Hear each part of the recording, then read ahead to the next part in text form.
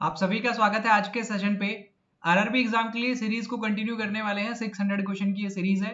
Day 17 आज करने वाले हैं, तो ज्यादा बातें नहीं करेंगे, सीधा चलते हैं क्वेश्चंस पे। अर्थमेटिक के आज मैंने क्वेश्चंस लिए, बहुत ज्यादा सवाल लिए, बट जो सवाल हम डिस्कस करने वाले हैं बहुत ही क्वालिटी क्वेश्चंस हैं। बहुत सारा आपका आज के इस सेशन से कॉन्सेप्ट क्लियर होगा, तो कंप्लीट सेशन को देखिएगा। अर्थमेटिक के आपके इन सवालों से रिलेट करते हुए काफी और सवाल भी आप बना लोगे। ठीक है, स्टार्ट करते हैं, ज्यादा देर नहीं करेंगे। 16 दिन तक की क्लासेस आपको मिलेंगे, डिस्क्रिप्शन बॉक्स में लिंक, उसमें आप देख सकते हो। आरआरबी का जो बैच हमारा चल रहा था, उस बैच को ऑलमोस्ट आपका खत्म हो गया है प्री एग्जाम के लिए। अब मेंस की इसमें क्लासेस आएंगी और मेंस की इसमें पीडीएफ आएंगी, सारी चीजें अब आपको मेंस की मिलने इसमें स्टार्ट हो जाएंगी। और अगर आप इंटरेस्टेड हो एनरोल करने में, तो जैसे ही आप एनरोल करोगे, एनरोल करते ही आपको सारे के सारे क्लासेस, सारे के सारे पीडीएफ, सारे के सारे मॉक एकदम प्रॉपर सीक्वेंस में वहां पे मिल जाएंगे। ठीक है, सो टाइमली हमने इसको कंप्लीट कर लिया है। अभी 1 महीना है एग्जाम में, तो करो अच्छे से रिवीजन, करो अच्छे से अपने अपने कॉन्सेप्ट्स को रिवाइज। ठीक है, इसके बारे में ज्यादा डिटेल्स आपको डिस्क्रिप्शन बॉक्स के पहले लिंक में मिल जाएगी, या फिर एप्लीकेशन में जो व्हाट्सएप नंबर है आप मुझे वहां पे भी कांटेक्ट कर सकते हो, तो मैं वहां पे भी आपको बता दूंगा। ठीक है भाई, अब देर नहीं करेंगे, सीधा क्वेश्चंस पे चलते हैं, तो ध्यान से समझिएगा। यहाँ पे है आप सभी के लिए पहला सवाल। और देखो, क्योंकि रिकॉर्डेड क्लास है, तो मैं ये चाहूंगा कि आप पहले खुद से इस क्वेश्चन को ट्राई करो। मैं लाइव टाइमर नहीं चला रहा हूँ आपके लिए, आप वीडियो को यहीं पे पॉज कर दो और 1 मिनट का आप टाइम ले लो, और 1 मिनट के टाइम में से सॉल्व करो। और सॉल्व करने के बाद में आप फिर मैच करना कि आपका आंसर सही आया है या फिर गलत आया है। चलिए, उम्मीद कर रहा हूँ कि अभी तक आपने सॉल्व कर लिया होगा। तो देखिएगा, आप क्वेश्चन को सॉल्व कीजिएगा, समझिएगा, फिर आंसर मैच कीजिएगा। A jar contains 300 litre of milk. एक जार में 300 लीटर मिल्क है। 20% of the milk is taken out and replace with the same quantity of water. 20% milk को बाहर निकाल लिया और जितना मिल्क बाहर निकाला गया था उसकी जगह पे वाटर डाल दिया वहां पे। ठीक है, सेम क्वांटिटी का वाटर डाल दिया। Again 50 litre of mixture is taken out. 50 litre का मिक्सचर बाहर निकाल लिया और उसकी जगह पे सेम क्वांटिटी का वाटर डाल दिया। तो आपको क्वांटिटी बतानी है वाटर की फाइनल मिक्सचर में। ठीक है, ज्यादा मुश्किल सवाल नहीं है, बिल्कुल आपके आरआरबी लेवल के मैंने क्वेश्चन लिए। देखिए ध्यान से समझिए, 300 लीटर का आपके पास में सबसे पहले एक मिक्सचर है जिसमें मिल्क है, केवल मिल्क है। 300 लीटर आपके पास में मिल्क है, आपने 20% मिल्क को बाहर निकाल दिया। टोटल 300 अवेलेबल था उस बास्केट में या उस टब में, वहां से आपने क्या कर दिया, 20% को बाहर निकाल दिया। तो रिमेनिंग कितना रहेगा? रिमेनिंग सर उसमें 80% रह गया होगा। ध्यान से समझना, अगर आप 20% बाहर निकाल दे रहे हो तो बचेगा कितना? 80%। तो इसका 80% निकाल लो, 240 आपको मिल जाएगा। 240 80% इजीली निकाल सकते हो ना। 300 का 80%, 80 इंटू 3 करना है बस। ठीक है, और आपने बाहर कितना निकाला मिल्क? 60 लीटर आपने बाहर निकाल दिया। रिमेनिंग मिल्क कितना है? 240 लीटर। आपने 60 लीटर बाहर निकाल दिया और वो जो 60 लीटर था उसको आपने रिप्लेस कर दिया वाटर से। तो अब 60 लीटर का तो आपके पास में वाटर है वहां पे, 60 लीटर वाटर है, और 240 लीटर वहां पे आपके पास में मिल्क बचा हुआ है। यही है, टोटल 300 लीटर था, 20% मैंने बाहर निकाल लिया और उसकी जगह पे वाटर डाल दिया, तो 60 लीटर बाहर आएगा और 60 लीटर वाटर आ जाएगा। अच्छा, अब समझना, अब सेकंड टाइम इसमें 50 लीटर फिर से मिक्सचर को बाहर निकाला गया है। अब आपको पता है कि अलग अलग आपके पास में एलिमेंट्स हैं। अब आपके पास में मिल्क भी है और आपके पास में वाटर भी है, तो जिस रेशियो में वो मिक्सचर अवेलेबल है उसी रेशियो में वो मिक्सचर बाहर भी आएगा। तो अगर आप देखें तो 240 और 60, 240 और 60 का अगर आप एल से निकालना चाहो रेशियो, तो आपको 4:1 मिलता है, मिलेगा। और आपको टोटल मिक्सचर बाहर कितना निकालना है सर? 50 लीटर बाहर निकालना है। तो जिस रेशियो में अवेलेबल होता है उसी रेशियो में बाहर आएगा। तो आप 50 लीटर्स को डिवाइड कर लो 4:1 में, आपका आ जाएगा 40 लीटर और 10 लीटर। मतलब आपको क्या करना है, आपको 40 लीटर तो मिल्क जो है वो बाहर निकाल देना है। तो 40 लीटर अगर आप मिल्क बाहर निकाल दोगे तो आपके पास में 200 लीटर बचेगा मिल्क, यही बचेगा आपके पास में। और अगर आप 10 लीटर वाटर बाहर निकाल दोगे तो आपके पास में 50 लीटर बचेगा आपके पास में वाटर। और 50 लीटर का मिक्सचर बाहर निकालने के बाद में सेम क्वांटिटी में वाटर उसमें डाल देना है। मतलब वहां पे कितना ऐड हो जाएगा? वाटर, 50 लीटर वाटर ऐड हो जाएगा, क्योंकि 50 लीटर आपने बाहर निकाला टोटल मिक्सचर, और 50 लीटर ही वाटर डाल दो। तो फाइनल मिक्सचर ये बचा आपके पास में। अब इसमें आपको 50 लीटर वाटर ऐड करना है, क्योंकि 50 लीटर बाहर निकाल दिया था ना। तो फिर क्या कर दोगे आप? 50 लीटर वापस बाहर डाल दोगे। तो टोटल आपके पास में 200 लीटर का तो यहाँ पे मिल्क बचेगा और 100 लीटर का आपके पास में यहाँ पे वाटर बचेगा। तो ये मिल्क हो जाएगा और ये वाटर हो जाएगा। तो आपसे पूछा क्या है फाइनली वहां पे कितना लीटर मिल्क था? तो वहां पे 100 लीटर वाटर था वहां पे। सॉरी, मिल्क नहीं पूछा है आपसे, वाटर पूछा है। तो फाइनल रेशियो में कितना था? अभी फाइनल जो मिक्सचर है उसमें वाटर कितना था? 100 लीटर उसमें वाटर था। डन क्वेश्चन, समझ में आया आप सभी को? बहुत समय लेगी और आराम से मैंने समझा दिया। अगले क्वेश्चन पे चलेंगे, क्वेश्चन नंबर 302 पे। एक और शानदार सा सवाल है, बढ़िया सा सवाल है। इस सवाल को ध्यान से समझ के करना, ठीक है? क्वेश्चन आपके सामने है, एक बार आप सभी पॉज कर दीजिए क्वेश्चन को और उसके बाद में आप सभी आंसर मैच कीजिएगा। चलिए कीजिए ट्राई। कर लिया क्वेश्चन को ट्राई? आ जाइए।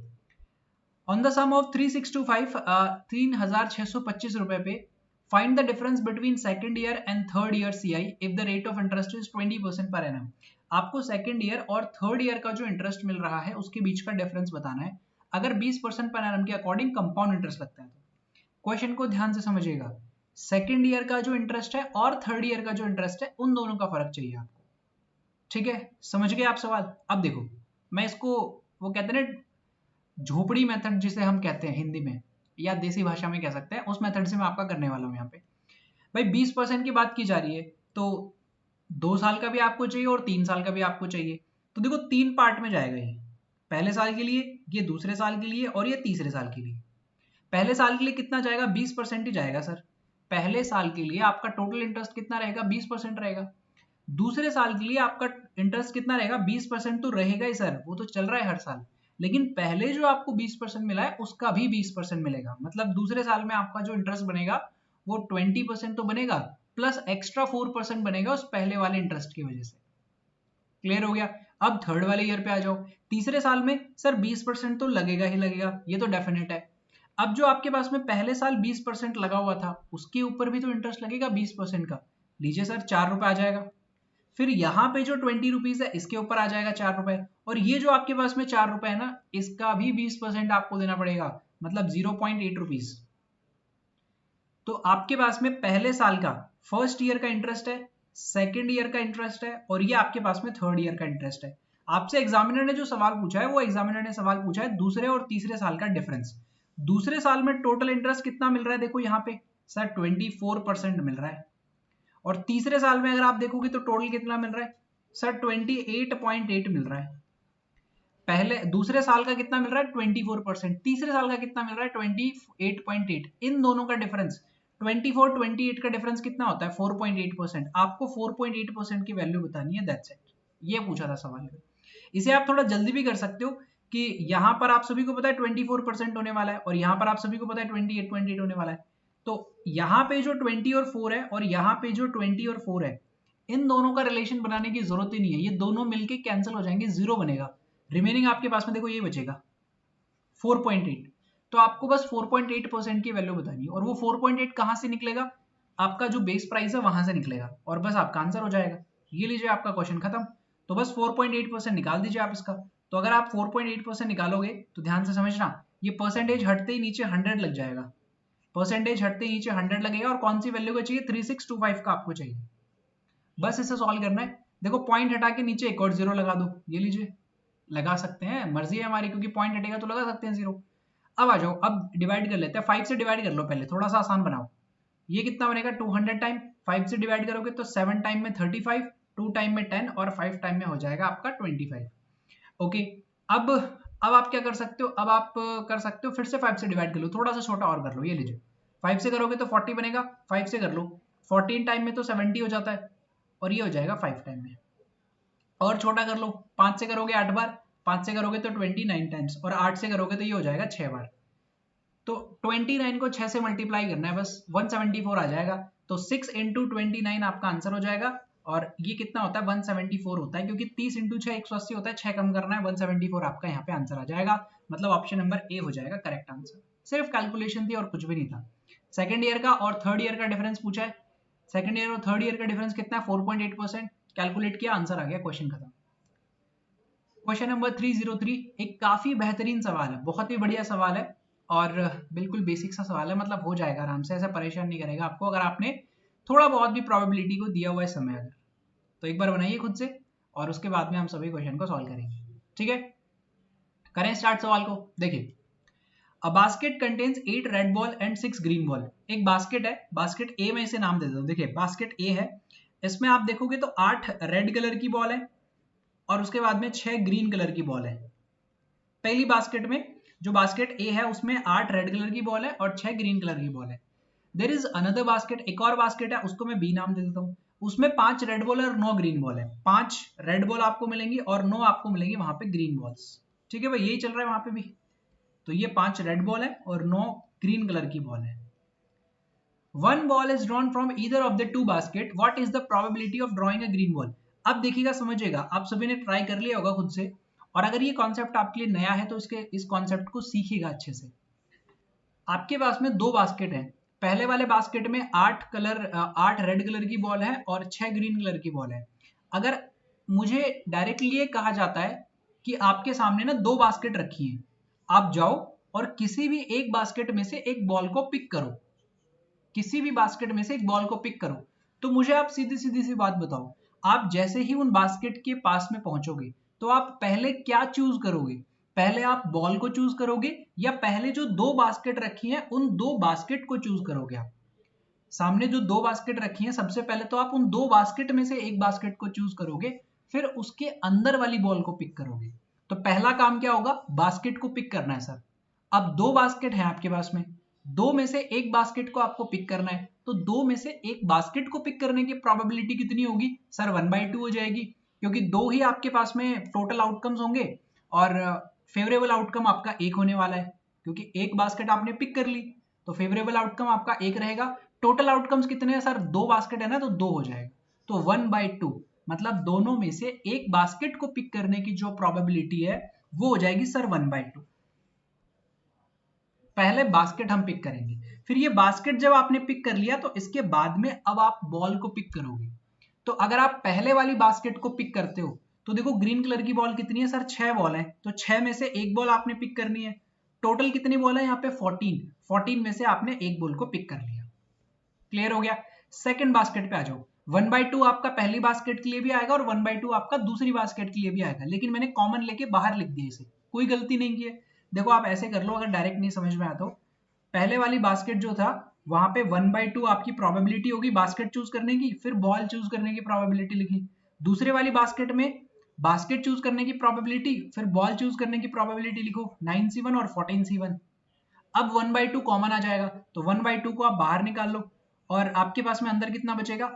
देखो 6C1 की वैल्यू 6 होती है, 14C1 की वैल्यू 14 होती है, 9C1 की वैल्यू 9 होती है, 14C1 की वैल्यू 14 होती है, तो आपके पास में ये वैल्यू बचेगी 14 और ऊपर कितना? 15। तो 15/14 कुछ कैंसिल हो रहा है? नहीं सर, कुछ भी कैंसिल नहीं हो रहा। तो अगर कुछ भी कैंसिल नहीं हो रहा है तो ऊपर वाले डिजिट को मल्टीप्लाई कर दो और नीचे वाले डिजिट को मल्टीप्लाई कर दो। ये लीजिए, क्वेश्चन आपका खत्म हो चुका है। ऊपर कितना आ जाएगा? 15 और नीचे कितना आ जाएगा? 28, और ये आंसर आ गया आपका इस सवाल के लिए। बहुत ही बढ़िया सवाल है और बहुत ज्यादा लेवल का सवाल नहीं है, इसलिए प्री के एग्जाम में आपसे पूछा जा सकता है, ये स्पेशली पीओ के पेपर में आ सकता है भी। पहले पहले बास्केट को पिक करो, बास्केट को पिक करने के बाद में आप बॉल्स को पिक करोगे। ठीक है, आ जाओ नेक्स्ट क्वेश्चन नंबर 304 पे आ जाओ। एक और शानदार सवाल है, बहुत ही बढ़िया सवाल है, इस सवाल को भी आप करो, फिर हम एक और सवाल डिस्कस करेंगे, लेकिन पहले इसको कर लेते हैं। और एक बार यार लाइक बटन पे क्लिक करो सभी के सभी, पहले लाइक बटन पे क्लिक करो। देखो कितने अच्छे अच्छे क्वेश्चन लाया हूँ आप सभी के लिए, सारे कॉन्सेप्ट्स रिवाइज हो रहे हैं आपके, बेसिक वाले तो कवर हो ही रहे हैं, थोड़े अच्छे लेवल वाले भी कवर हो रहे हैं। ठीक है, रिकॉर्डेड फॉर्म में है क्लास, क्योंकि थोड़ा सा समय मैनेज नहीं कर पा रहा हूँ, अभी बहुत सी चीज़ें चल रही है अभी मेरी डे टू डे लाइफ जो अभी चल रही है, मेरी डेली रूटीन जो है उसमें काफ़ी चीज़ें चल रही हैं, तो इसलिए मैं लाइव क्लास के लिए समय नहीं निकाल पा रहा हूँ, बट रिकॉर्डेड फॉर्म में आप तक क्लासेस पहुँचते रहेंगे, उसमें कोई कमी नहीं होगी आपकी। ठीक है, क्वेश्चन नंबर 304 कर लिया ट्राई? अगर नहीं किया तो एक बार पॉज करके ट्राई कर लो आप। स्टार्ट करें आप सवाल को। देखो, a boat can row 50 kilometer upstream in the same time as a man covers 25 kilometer distance between home and office and then return home with an average speed of 10 kilometer per hour. Okay, ये कहा जा रहा है कि एक boat है वो 50 kilometre upstream direction में चली जाती है। कितना समय लग रहा है उसको? उसको उतना ही समय लगता है जितने समय में एक आदमी 25 किलोमीटर का डिस्टेंस ट्रेवल करके अपने घर से अपने ऑफिस चला जाता है, फिर अपने ऑफिस से अपने घर आ जाता है, और उसकी जो एवरेज स्पीड रही थी वो रही थी 10 किलोमीटर प्रति घंटा। अब समझना ध्यान से, यहां तक क्वेश्चन समझ लिया। आगे एक कंडीशन एक और दी हुई, एक रिलेशन दिया हुआ है कि डाउन स्ट्रीम की जो स्पीड है वो बोट की स्पीड की 5 गुना है, 5 टाइम्स ऑफ बोट। ठीक है, और सॉरी 5 टाइम्स ऑफ करंट, पानी की 5 गुना है, जो बोट की डाउन स्ट्रीम में स्पीड रहेगी वो करंट की 5 गुना है। और आपको स्पीड ऑफ बोट बतानी है स्टिल वाटर में। ठीक है सर, तो बहुत लेंथी सा सवाल हो गया ना, तो डिवाइड एंड रूल थोड़ा थोड़ा ब्रेक करके करो। बोट की अपस्ट्रीम डायरेक्शन में, अपस्ट्रीम डायरेक्शन मतलब boat minus water, boat minus water की जो स्पीड रहेगी वो मुझे नहीं पता सर, लेकिन अपस्ट्रीम में जो डिस्टेंस ट्रेवल किया है वो 50 किलोमीटर का गया है।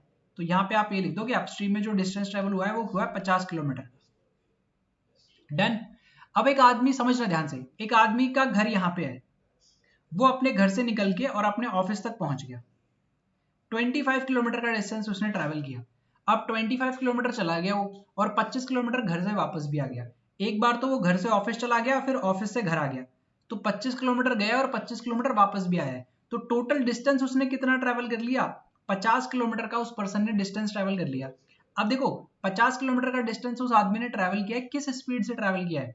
सर उसकी जो एवरेज स्पीड थी ना वो 10 किलोमीटर प्रति घंटा थी, तो आप इसे 10 से डिवाइड कर लो, तो आपके पास में स्पीड आ जाएगी 5 किलोमीटर प्रति घंटा, 5 kilometre per hour. Sorry, speed नहीं आएगी, टाइम आएगा, क्योंकि हमने स्पीड से तो डिवाइड ही किया इसे, थोड़ा ध्यान से, है ना। 5 आवर का टाइम आ जाएगा आपके पास में। ये आपके पास में स्पीड थी किलोमीटर पर आवर में। 10 किलोमीटर प्रति घंटा की रफ्तार से जा रहा है, 50 किलोमीटर ट्रैवल करने में कितना समय लगेगा? 5 घंटे। तो एक बात बताओ, ये जो अपस्ट्रीम वाला आपको डिस्टेंस ट्रैवल करना है, अपस्ट्रीम में जो आपको डिस्टेंस ट्रैवल करना है वो कितना है? 50 किलोमीटर का डिस्टेंस आया है सर वो। तो आपके पास में अपस्ट्रीम की जो स्पीड आएगी वो कितनी आ जाएगी? अपस्ट्रीम डायरेक्शन की स्पीड कितनी आ जाएगी? Distance upon time. टाइम तो यही लग रहा है, क्योंकि क्वेश्चन में यही बताया हुआ था कि अपस्ट्रीम में जाने में और उस पर्सन को वो डिस्टेंस ट्रैवल करने में बराबर समय लगता है, तो डिस्टेंस अपॉन टाइम। तो आप क्या लिख दोगे? 10 किलोमीटर प्रति घंटा। तो आपकी जो स्पीड है बोट की वो अपस्ट्रीम डायरेक्शन में कितनी है? 10 किलोमीटर प्रति घंटा, ये आपको पता चल गया। अब मैं लिख सकता हूं यहाँ पे कि बोट माइनस वाटर जो है वो कितना है? 10 किलोमीटर प्रति घंटा है। ये चीज मैं यहाँ पे लिख सकता हूँ, मेंशन कर सकता हूँ। ठीक है सर, अब ये किसी काम का नहीं है, तो यहाँ से इस चीज को हटा देते हैं। ठीक है भाई, ये सारी चीजें हमने यहाँ तक निकाल ली, अपस्ट्रीम की स्पीड निकाल ली हमने। डाउन स्ट्रीम की जो स्पीड है, डाउन स्ट्रीम की स्पीड क्या होती है सर? डाउन स्ट्रीम की स्पीड होती है सर बोट प्लस वाटर। वो जो डाउन स्ट्रीम की स्पीड है वो 5 टाइम्स है किसकी? वाटर की। वाटर की 5 गुना है, ये लीजिए, ये डाउन स्ट्रीम की स्पीड आ गई आपके पास में। डाउन स्ट्रीम की स्पीड क्या होती है? Boat plus water. वो उस स्पीड के बराबर है, किस स्पीड के बराबर है? वाटर की जो स्पीड है उसका 5 गुना। तो वाटर की स्पीड से 5 गुना से मैंने मल्टीप्लाई कर दिया। अब देखो बोट अगर मैं यहाँ पे रखूं तो ये वाटर राइट हैंड साइड पे जाके बन जाएगा 4 वाटर। भाई यहाँ पे 5 वाटर है, 1 वाटर माइनस हो जाएगा, 4 वाटर बचेगा। अब एक काम करो, आप आपके पास में बोट की वैल्यू आ गई, आपके पास में बोट की वैल्यू आ गई, तो बोट की वैल्यू को यहाँ पे पुट कर दो आप। तो जैसे ही आप बोट की जगह पे 4 वाटर पिक पुट करोगे तो यहाँ पे आ जाएगा आपके पास में कितना? 4 वाटर माइनस वाटर, और ये कितना है? 10 किलोमीटर प्रति घंटा, 10 किलोमीटर पर आवर आपका यहाँ पे क्लियर हो जाएगा। ठीक है भाई, अब देखो 4 वाटर माइनस वाटर आपके पास में है, तो ये टोटल आपको कितना देगा? यहाँ पे 3 वाटर देगा, और ये हो जाएगा 10 किलोमीटर पर आवर। मतलब 3 वाटर, वाटर का अगर आप 3 गुना करते हो तो 10 किलोमीटर प्रति घंटा आ जाता है, तो वाटर की स्पीड आ जाएगी आपके पास में 10/3 किलोमीटर पर आवर। वाटर की स्पीड कितनी आ गई? 10/3 किलोमीटर पर आवर आपके पास में आ गई। आपको चाहिए बोट की स्पीड, आपको बोट की स्पीड चाहिए। तो अब आप, अगर आपको बोट की स्पीड चाहिए तो इसी वाले रेशो में, इसी वाले रिलेशन में आप वाटर की स्पीड रख दो। तो बोट की स्पीड आप कैसे निकालोगे? ध्यान से समझना, ये आपके पास में बोट है, तो बोट की जगह पे बोट रहने दो, माइनस वाटर की जगह पे आप 10/3 लिख सकते हो अब आप, और आपके पास में 10 चल रहा है, तो बोट की जो स्पीड है वो कितनी हो जाएगी? 10 प्लस 10/3 हो जाएगी, तो बोट की स्पीड आपके पास में आ जाएगी 20/3 किलोमीटर पर आवर। ये लीजिए, बोट की स्पीड आपके पास में कितनी आ गई है? 20/3 किलोमीटर पर आवर। और वाटर की स्पीड कितनी आ गई है? वाटर की स्पीड ये रही है आपके पास में। तो अगर अब मैं आपसे पूछूं कि बताओ मुझे अप स्ट्रीम डायरेक्शन की, तो अप स्ट्रीम डायरेक्शन की स्पीड क्या होती है? सर बोट माइनस वाटर होती है। तो बोट में से आप वाटर को माइनस कर लो, तो बोट में से वाटर को माइनस करोगे तो बोट देखो 20/3 आ गया, और वाटर कितना है आपके पास में? वाटर 10/3 है, तो 10/3 आप यहां से माइनस कर दो, तो आपके पास में बचेगा 10/3। तो अपस्ट्रीम डायरेक्शन में आपका 10/3 आना चाहिए था, लेकिन यहाँ पे तो 10 किलोमीटर प्रति घंटा आया है। कुछ गड़बड़ कर दी क्या सवाल में? सवाल में कहीं ना कहीं गड़बड़ कर दी हमने शायद। ये 10 किलोमीटर प्रति घंटा आ गया अपस्ट्रीम की speed, boat minus water. Boat plus water जो है 5 टाइम्स है किसका? करंट का। ठीक है, ये 5 वाटर हो गया, ये 4 वाटर हो जाएगा। बोट की जगह पे हम 4 वाटर रखेंगे तो 3 वाटर हो जाएगा और वैल्यू आ जाएगी 10/3 वाटर की। वाटर की वैल्यू अगर 10/3 आई है तो यहाँ पे 10/3 रखेंगे तो यहाँ पे 10/3 हो जाएगा। 30 + 1, ओके ओके ओके, छोटी सी मिस्टेक कर दी, यहाँ पे 40/3 आएगा भाई, छोटी सी सिली मिस्टेक हुई है, एक सेकंड रुको आप, यहाँ पे थोड़ा सा कैलकुलेशन में गड़बड़ हो गई। यहाँ पे कितना आएगा 40/3 आएगा, ये 10 × 3 30 हो जाएगा और प्लस 10 करोगे तो 40। अब अगर मैं आपसे पूछूं बताओ अपस्ट्रीम की स्पीड बताओ, तो आप क्या कहोगे सर बोट माइनस वाटर होती है अपस्ट्रीम की स्पीड। तो बोट की स्पीड कितनी आ गई है 40/3 और अपस्ट्रीम की स्पीड कितनी है, सॉरी वाटर की स्पीड कितनी है 10/3। तो दोनों का डिफरेंस निकालोगे तो 10 किलोमीटर प्रति घंटा आ जाएगा। अब अगर मैं आपसे ये पूछूं कि बताओ डाउन स्ट्रीम की स्पीड बताओ, तो डाउन स्ट्रीम की स्पीड के लिए आप क्या करोगे सर बोट प्लस वाटर कर देंगे। तो आपके पास में बोट की स्पीड है और आपके पास में वाटर की स्पीड भी है, तो आपके पास में डाउन स्ट्रीम की टोटल स्पीड कितनी आ जाएगी 50/3 आ जाएगी। टोटल आपके पास में इस बार कितनी आ जाएगी 50/3 km/h। अब समझना क्या ये डाउन स्ट्रीम की स्पीड वाटर की स्पीड का 5 गुना है, वो चेक करना चाहते हो तो वो भी चेक कर लो। वाटर की स्पीड का 5 गुना कर लो, वाटर की स्पीड कितनी है सर 10/3, इसका 5 गुना कर लो सर 50/3 बन रहा है। ये लीजिए क्रॉस चेक हो गया आपका, आपके पास में हर एक कंडीशन की वैल्यू आ चुकी है। अपस्ट्रीम की स्पीड आ गई है, डाउनस्ट्रीम की स्पीड आ गई है, बोट की स्पीड आ गई है, वाटर की स्पीड आ गई है, सारी चीजों की स्पीड आपके पास में आ चुकी है। सवाल आपसे क्या पूछा था, आपसे पूछा था बोट की स्पीड बतानी है। बोट की स्पीड कितनी आई थी 40/3 km/h। 40/3 km/h ऑप्शन में है नहीं है, इसका मतलब नन ऑफ दीज आपका यहाँ पे आंसर हो जाएगा। क्लियर हो गया। आप कहोगे सर बहुत लेंथी सवाल करवा दिया, ये मैंने आपको एक एक स्टेप समझाया है तब इतना समय लग रहा है, नहीं तो पता है आप क्या करोगे, आपको पता है 25 किलोमीटर जा रहा है 25 किलोमीटर वापस आ रहा है, 50 किलोमीटर 10 किलोमीटर प्रति घंटा है, मतलब 5 घंटे लगेंगे, तो इसको ट्रैवल करने में भी 5 घंटे लगेंगे, तो अपस्ट्रीम की स्पीड हो जाएगी 10 किलोमीटर प्रति घंटा। यहां से क्वेश्चन स्टार्ट होगा आपका सीधा सीधा, फिर आगे वाली कंडीशन में रखो W की वैल्यू रखो, आंसर आ गया, क्वेश्चन खत्म। ज्यादा से ज्यादा 1 मिनट का सवाल है, इसको पढ़ के और सॉल्व करना है। उम्मीद है कि अब आप सभी बना लोगे इस सवाल को, ठीक है। आगे आ जाते हैं क्वेश्चन नंबर 305 पे, और अर्थमेटिक का एक सवाल है, बनाइए सवाल को पहले तो। अर्थमेटिक में, अर्थमेटिक का तो है यार, मेंसुरेशन का सवाल है ये। मेंसुरेशन के सवालों में आप सभी को पता है कि फॉर्मूला बेस्ड क्वेश्चंस आते हैं आपके बैंक एग्जाम में, तो हर एक शेप का फॉर्मूला आपको पता होना चाहिए, हर एक शेप के साथ में थोड़ा बहुत बदलाव करना आपको आना चाहिए, ठीक है। अब देखिए सवाल को, area of base of a cylinder is 154 centimetre square. एक सिलेंडर है भाई, ये लीजिए मैंने सिलेंडर बना दिया, कुछ इसी तरीके से बनेगा सिलेंडर आपका। उसमें जो इसका बेस है, क्या आपको बेस एक सर्कल नजर आ रहा है, सर्कल नजर आ रहा है बेस, बिल्कुल सर एक सर्कल नजर आ रहा है।